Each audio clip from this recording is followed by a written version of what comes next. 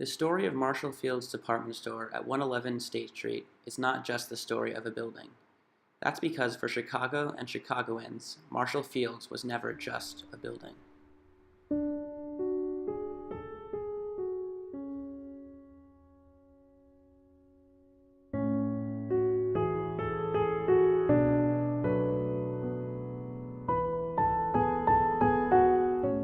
Two large bronze clocks with intricate decorations embellish the State Randolph and State Washington corners.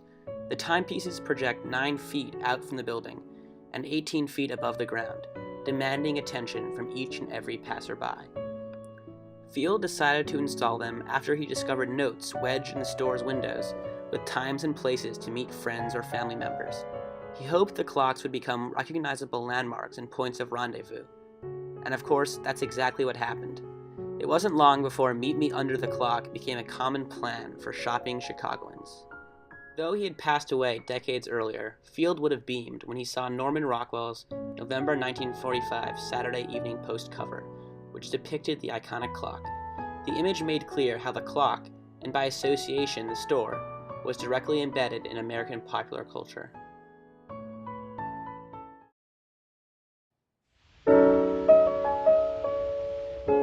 Marshall Field's was unlike any store Chicago had ever encountered. It was a palace of consumption.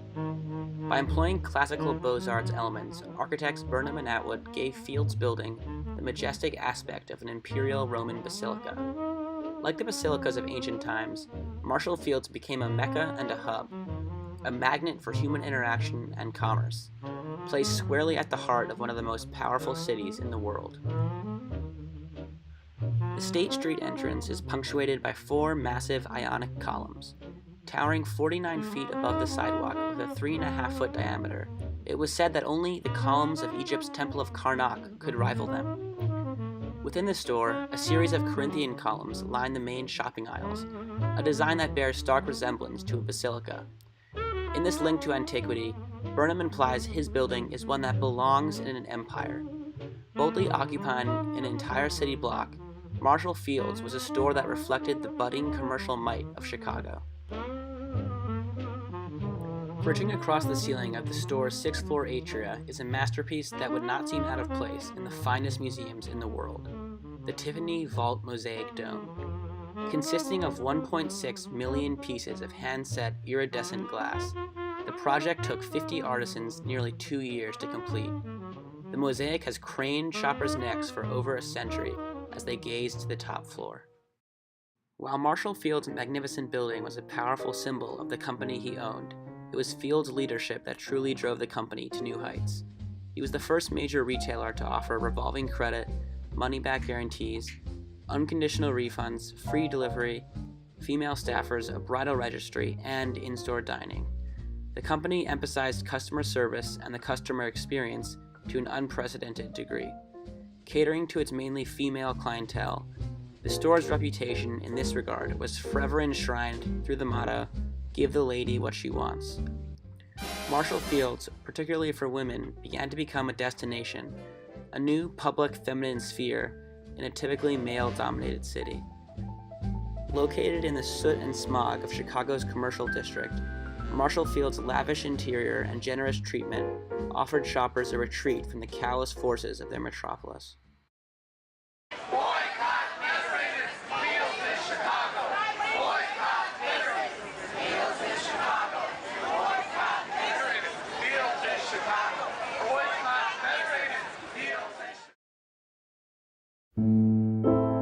When Marshall Field's was rebranded under the Macy's name in 2006, protesters took to the streets. They felt stripped of a vital part of Chicago's civic identity. After over a century of business at State Street, generations of Chicagoans had formed intimate connections to the store. For many, the bright red Macy's star adorning the Marshall Field's storefront was, and continues to be, a ghastly sight. Though the historic store operates under new management today, the building itself remains. The 2 clocks on Washington and Randolph remain. The Tiffany mosaic remains. The grand columned entrance remains. These are powerful, tangible artifacts of the past. Hearing the impassioned chants of protesters makes clear that Marshall Fields was not merely a palace of consumption, but a palace of memory.